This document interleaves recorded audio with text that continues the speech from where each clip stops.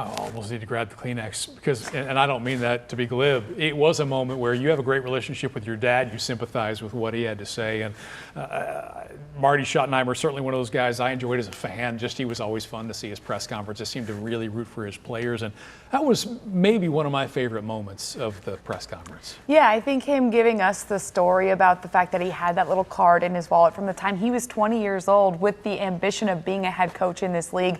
Obviously, you grow up in a household that has a guy like Marty Schottenheimer as your father. That makes sense. But for him to realize his dream, I mean, I think just as a human being, we can all relate to that. All of us have these aspirations.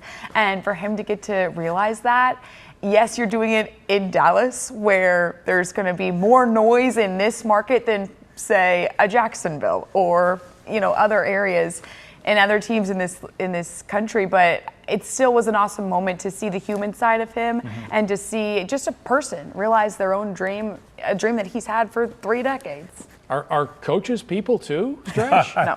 I think so, but you hear moving around. I mean, having to move around, and your dad was so close in Cleveland, so close in San Diego, and didn't get there, and you start thinking, man, do I want to jinx myself saying Super Bowl, right? My dad was right on the doorstep, and he couldn't get there, and maybe I can, maybe I can get that done for him. And so I think there is a lot of pressure that goes with it from a family standpoint, but I mean, like you said, it's a big market town. Everybody's talking about it. You got sports radio.